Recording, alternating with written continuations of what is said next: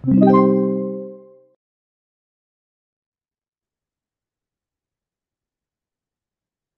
situation number 12. The unsupported height of a spirally reinforced column bent in single curvature and braced against side sway is 2.8 meters. It has a diameter of 600 millimeters. Column ends are pinned. Spiral reinforcement diameter is 12 millimeters with clear cover of 40 millimeters. Axial loads at service condition. So pag sinabing service condition, unfactored pa yun.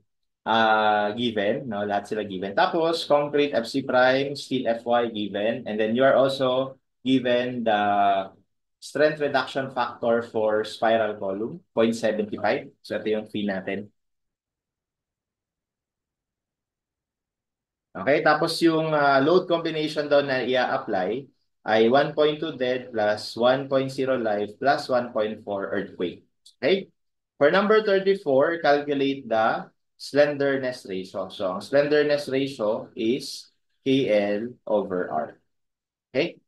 So, ang K natin, sabi niya kasi dito, ano lang column ends are pinned. So, yung K natin dyan is 1, no? So, 1. Ang L natin ay 2.8. So, 2,800 over R. So, ano yung R ng, ng circular cross-section? So actually, kung kabisado nyo, pwede naman 0.25 ng diameter. Pero again, ito galing lang ito dun sa general formula natin ng radius of gyration na square root of I over A. Ang I kasi ng circle is pi over 64 diameter to the fourth. And then ang area niya is pi over 4 diameter squared. Kung mapapansin nyo, magka-cancel lang yung mga pi, magka-cancel lang yung d, so squared na lang to. Tapos itong 4 over 64 or itong 1 over 64 over 1/4, that is 1 over 16, no? So magiging ano to, no? Square root of d squared over 16. So pag in-square root mo yan, hindi ba ano lang yan? 1/4 d squared or 0.25 d. Kaya naging ganito yung r. Okay? So anyway, for number 34, madali lang yan. So 2,800 over 0.25 ng diameter na 600, which is 18.67.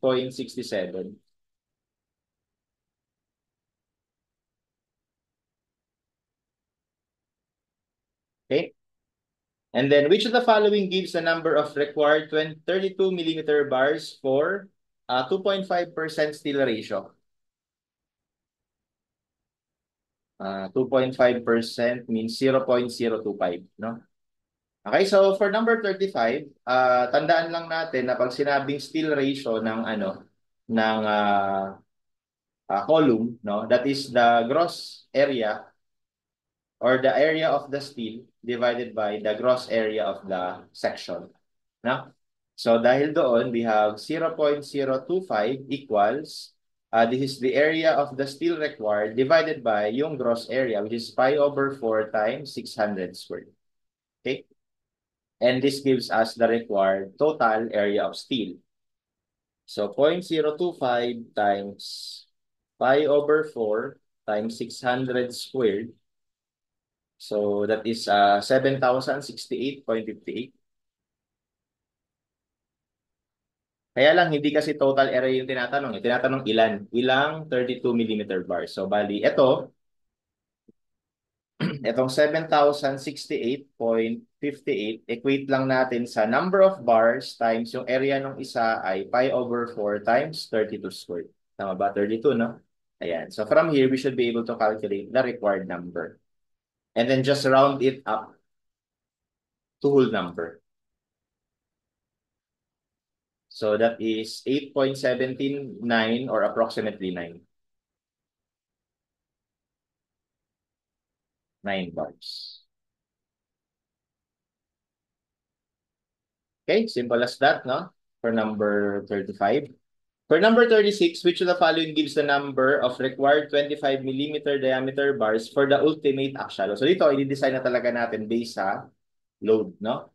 So yung load na binigay, kailangan natin gawing ultimate. So sabi niya, gamitin daw natin na combination ito. So 1.2 ng dead load plus 1.0 ng live.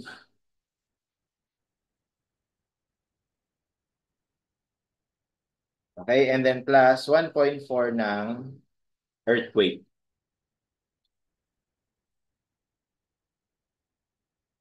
So this gives us,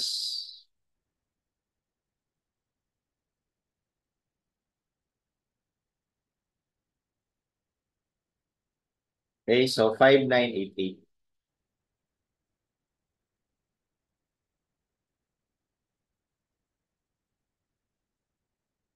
kilonewtons. Okay?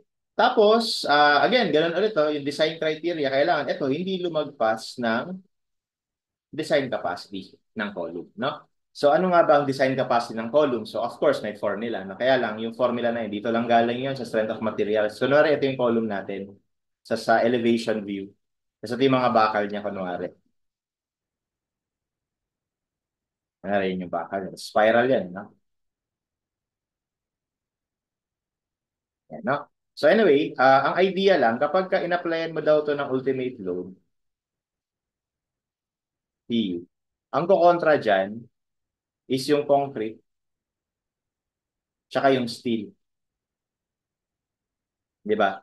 So pag nag-summation of forces ka, wag ko muna gawin tong ultimate. Parang ano muna yan, PO. Parang kunyari original force. No? So syempre, pag nag-summation of forces ka, yung PO equal lang siya sa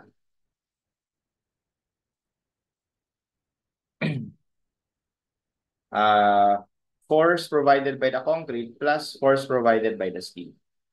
Okay? Tapos ano ba yung force provided by the concrete? 'Di ba yung equivalent stress block natin sa concrete is yan ito. That is 0.85 FC prime.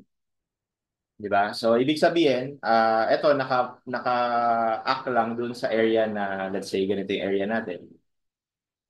No? So naka-act siya dito sa area na to. Kaya lang take note, yung area na yun, may butas na gawa ng mga bakal. So kunwari apat, no? Kunwari lang yan, no? Apat. So ibig sabihin yung area ng concrete under compression is yung area total minus yung mga area displaced by the steel. So that's why dito lalabas for PC that is 0.85 FC prime times yung area niya is yung gross area minus yung area ng mga steel. Ayan, no? Plus, ano naman yung area ng steel? So, ganun din, si steel, ano siya, stress times area. Yung stress niya is yielding stress kasi compression na to, multiplied by the area of the steel. So, yan lang yun, no? Yan yung magiging PO natin. Or yan yung parang original actual force that the reinforced column can carry. However, sa totoong buhay daw, hindi naman, halos imposible naman na meron tayong purely actually loaded na column. So, kahit pa paano daw, laging merong eccentricity yung mga naka-apply sa column. So, ibig sabihin merong bending moment. So, to take into account that bending moment, itong PO para maging nominal, okay? Imumultiply lang daw natin nung factor na alpha. Parang adjustment factor na alpha. Okay? No, kumbaga yung alpha na yan is to take into account the minimum eccentricity which is according to NSCP ay 0.10 of H. No? However, dalawang klase kasi yung column natin. Meron tayong tide at spiral column. Okay? Kapag daw tide column, ito ay 0.8 kapag tide. No?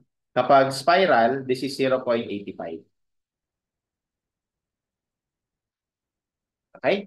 So sa atin, obviously, we will use 0.85 kasi spiral siya. No? Tapos, finally, para ito naman ay maging ultimate, no? PPN, no? Para maging ultimate siya, etong fee na to, although binigay sa atin ngayon, anong sabi sa atin? 0.75 daw, no? 0.75 kasi spiral.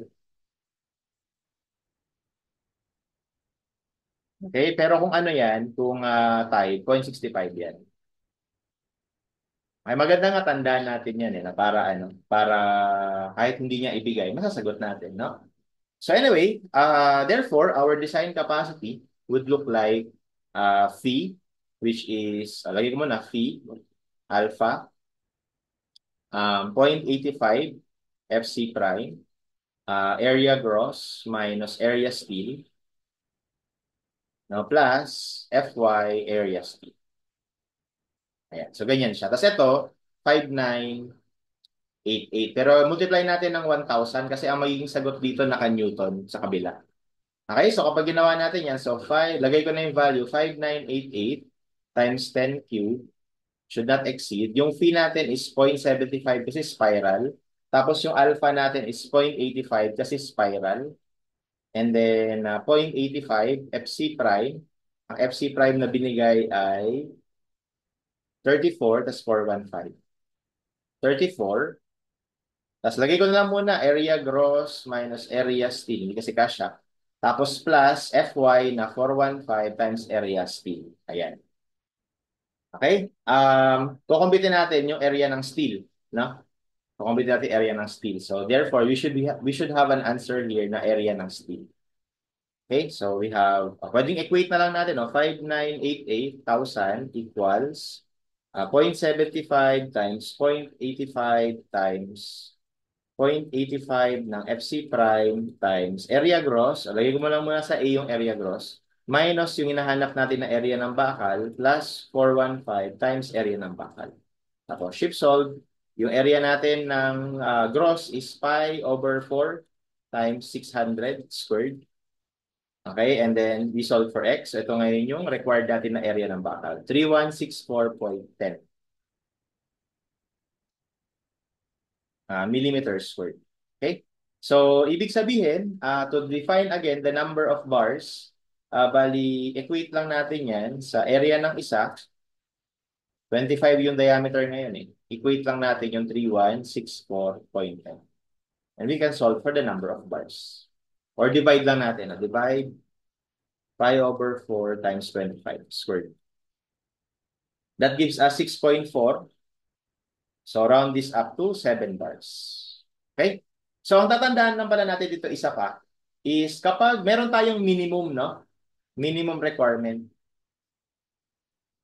Minimum bars. Okay? Kapag tied column, no? Yung minimum bars ay equal sa corners, no? Number of corners. O, halimbawa, ano ka, rectangle, o di apat na corner yun, di ba? So, dapat apat yung minimum mo. Kapag kapag spiral, okay, kailangan 6 yung minimum. Okay? So, in this case, lagpas naman tayo ng 6, kaya ito yung sasagot natin. 7. So, ibig sabihin kapag ka, bumaba ka sa 6, ang minimum mo dapat, 6 lang, or 6 lang dapat yung isasagot mo. Halimbawa, na-compute mo dito ay 4. O, hindi mo pwedeng isagot yung 4. Kailangan isagot mo 6 kasi minimum natin is 6 kapag spiral. Okay? That's it, no? For this one.